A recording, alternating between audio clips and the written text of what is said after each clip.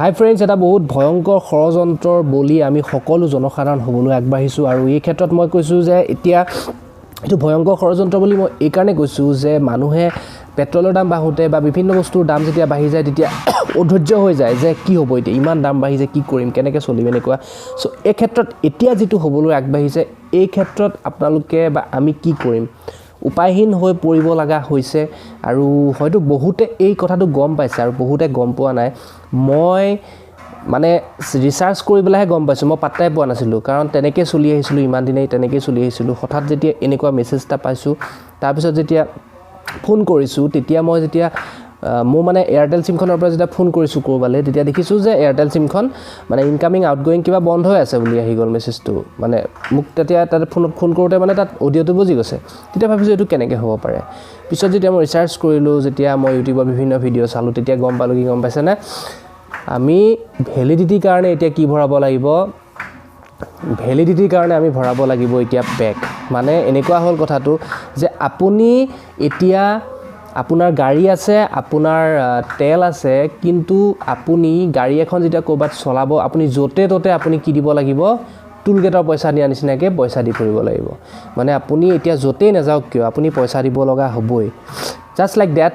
এতিয়া আপোনাৰ মোবাইল আছে দামী আপোনাৰ সিম আছে আপোনাৰ সিমত পইচাও আছে 200-300 টকালৈকে আছে কিন্তু আগতে কি আছিলে পইচা আছে ন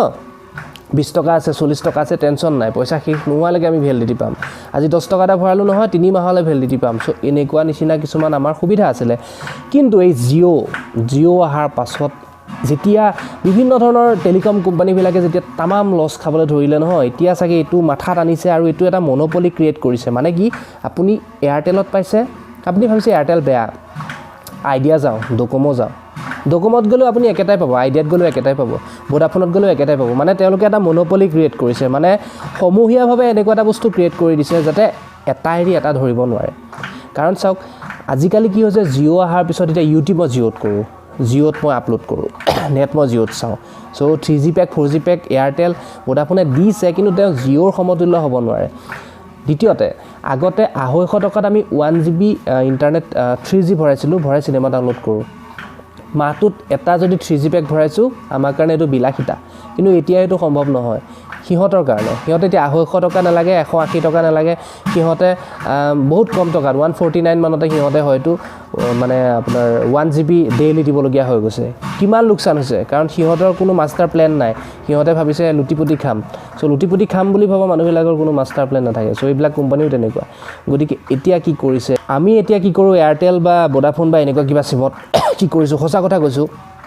বেংক ডিটেইলছ থাকে বেংকৰ কামখিনি কৰিবলৈ ইমান আপোনাক বেলেন্সৰ প্ৰয়োজন নহয় নেটৱৰ্কটো থাকিলেই হ'ল আৰু আমি কি কৰো জিঅতে গোটেইখিনি কাম কৰো এই ভোডাফোনখনত 10 টকা এটা ভৰাই থলো বা এয়াৰটেলখনত 10 টকা এটা ভৰাই থলো মন গলে ফোন কৰিম সিমখন জিয়াই ৰাখিছো কিন্তু সিমখন আমাক লাগেও কিয় তাত আমাৰ বেংক ডিটেইলছ থাকে আৰু আপুনি হঠাতে সিম এখন দিগদাৰ কৰি দিব নোৱাৰে কিয় ক'বাত যদি গুচি যায় কেতিয়াবা সেই বেলেগ নেটৱৰ্ক নাথাকিলো তিনিখন মান যদি আপোনাৰ সিম থাকে হাতত দুটা মোবাইল আপোনালোকৰ যদি থাকে বা এটা মোবাইলত যদি দুখন সিমও থাকে তেতিয়ালে এখন জিঅ হলে আনখনটো জিঅ নহয় সেইখন নেটৱৰ্কও লাগে কাৰণ বহুত জায়গা জিঅও নাপায় গতিকে আপুনি ক'ব গ'লে নেটৱৰ্কৰ পৰা আঁতৰিবও নোৱাৰে আৰু এতিয়া আপুনি 10 টকা এটা ভৰাই 3 মাহলৈ বাচিবও নোৱাৰে এতিয়া আপুনি কি কৰিব লাগিব 35 টকা 23 টকা 65 रुपीस মানে আপুনি কিবা নহয় কিবা এটা ভৰাব লাগিব এক মাহৰ ভ্যালিডিটি পাবৰ কাৰণে সো মই ভ্যালিডিটি চাৰ্টখন আপোনালোকক মই জনাই দিছো চাওক এয়াৰটেলে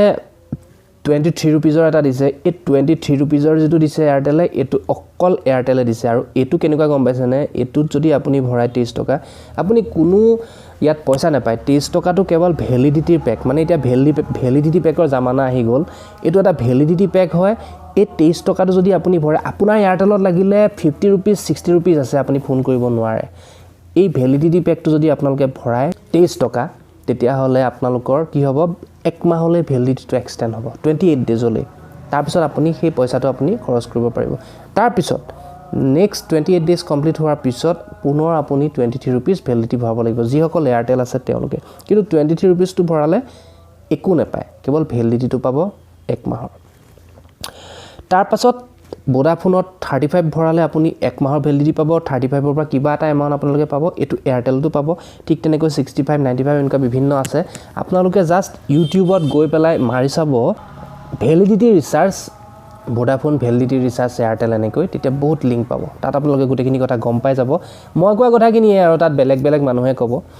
সো কথা ইমানে এতিয়া যে আপোনালোকে এতিয়া কি কৰিব লাগিব মান্থলি যিসকলৰ জিঅ'ৰ বাদে বেলেগ নেটৱৰ্ক জিআই ৰাখিবৰ কাৰণে বেলেগ সিম জিআই ৰাখিবৰ কাৰণে মান্থলি মিনিমাম 23 টকা খৰচ কৰিব লাগিব যিসকলৰ এয়াৰটেল আছে আৰু যিসকলৰ বেলেগ নেটৱৰ্ক আছে তেওঁলোকে 35 বা 65 বা 95 এনেকুৱা খৰচ কৰিব লাগিব গতিকে এটো এটা ভয়ংকৰ ষড়যন্ত্ৰ এতিয়া কোনে কি ক'ব উপায়টো নাই সিমখন আপুনি জিআই ৰাখিব লাগিব এটা আসলতে এটাই কথা মই ইয়াত ক'ব লাগিব যে জিঅ' আহাৰ পিছত সকলোৰে মুডটো গৰম হৈ গ'ল আৰু জিঅ'টো ডেইলি আপগ্ৰেড হৈ গৈ আছে নেটৱৰ্ক বহুতে নাপায় বুলি কয় যদিও হয়তো আহি যাব সকলোৱে নেটৱৰ্ক পাব গতিকে জিঅ' যিমান আপগ্ৰেড হৈছে বাকি কোম্পানীবিলাক হিমান লুতুৰা হৈ গৈছে হিমান চুৰ স্বভাৱ হৈ গৈছে উপায় নাই সিহঁতে কোৰ পৰা খাব ভিখাৰী টাইপ হৈ গৈছে গতিকে জনসাধাৰণৰ পৰা টানিব বিচাৰিছে এতিয়া কোনে হুলস্থুল কৰিব পেট্ৰলৰ দাম 2 টকা বাঢ়িলে হুলস্থুল কৰিছে এতিয়া কোনে হুলস্থুল উপায় নাই যদি সিমখন জিআই ৰাখিব বিচাৰিছে আপুনি ভৰাবই লাগিব পেক আৰু সকলোকে কৈছো যিসকলে এতিয়া জনা নাই এই ভিডিওটো চাই এপ্লাই কৰক নহলে আপোনালোকৰ সিম আৰু বেছি দিন আলোহি নহব গতিকে ফ্ৰেন্ডছ পাই মোৰ যদি ভিডিওটো ভাল পাইছে শেয়াৰ কৰিব এটো শেয়াৰ কৰিবলগীয়া ভিডিও বুলি মই ভাবো আৰু মোৰ চেনেলটো সাবস্ক্ৰাইব কৰিব আৰু ঘণ্টাটো কোবাই দিব